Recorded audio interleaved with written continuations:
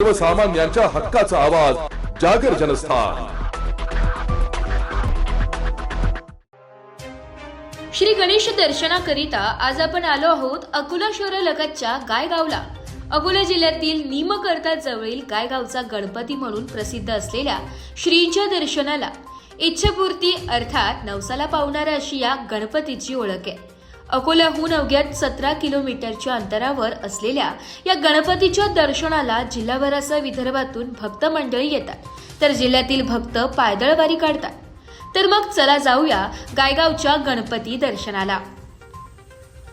शेंदुराची मूर्ती, डोक्यावर चांदीचा मुकुट, मनमोहक अशी ही श्रींची मूर्ती।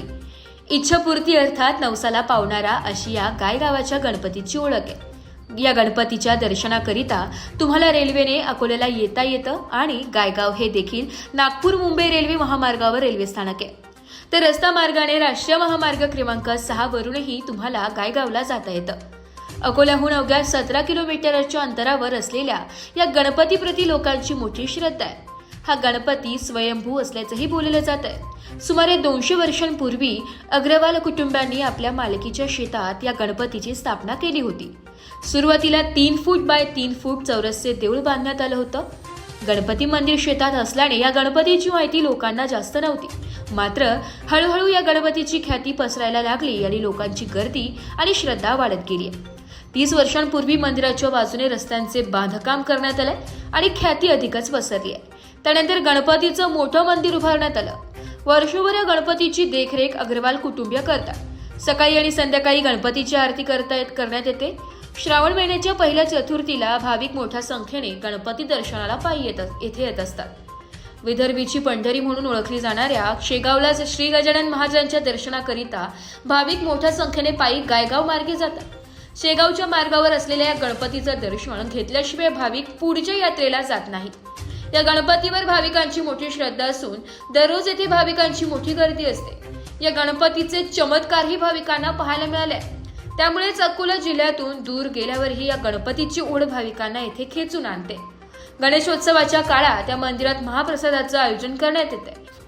तर अकोलेकरांनाचा मानाचाही गणपती आहे। गायगावचा हा गणपती नवसाला पावणारा असल्याचं भाविकांची श्रद्धा आहे। तर आपला नवस फेडण्याकरिता भाविक गायगाव गणपतीला पायीवारी करून नवस फेडतात। असं आहे, जुनं मंदिर आहे, ते जुनं मंदिर आहे, 2-1 वर्षापूर्वीचं आहे। शेंदुरी मूर्ती असल्यामुळे शेंदुरी मूर्तीचं महत्त्व आहे। साक्षात मूर्ती आहे ना, साक्षात मूर्ती असल्यामुळे सारे लोक भाविक आहे, काही ना काही लोक पावते म्हणून लोक दर्शनाला येतात। इतक्या दूरचे लोक येतात। अकोला, अमरावती, नागपूर, तर टेकडीचा गणपती आहे की नाही, तसा हा आपला मनाडीचा गणपती आहे। सेम टू सेम आहे। किती वर्ष झाले गणपतीला आणि काय याच्या मागची काय लोक म्हणतात नवसाला पावणार आहे? नवसाला पावणार आहे म्हणूनच लोक येतात ना। 200 वर्षापूर्वीचा आहे, शेंदुरी मूर्ती आहे। कसं उगम झालं हे तर आता देवाची लीला, उगम देवच होऊ शकते, कुठे बी होऊ शकते, कसंही होऊ शकते। त्याला प्रख्यात व्हायचं असलं किंवा प्रख्यात व्हायचं असतो, पण देवाचं काय, देव तर मनातच असते। जरी भाव तरी देव पाव। तुमचं नाव? राजेंद्र अग्रवाल, राजेंद्र ओंकारमल अग्रवाल।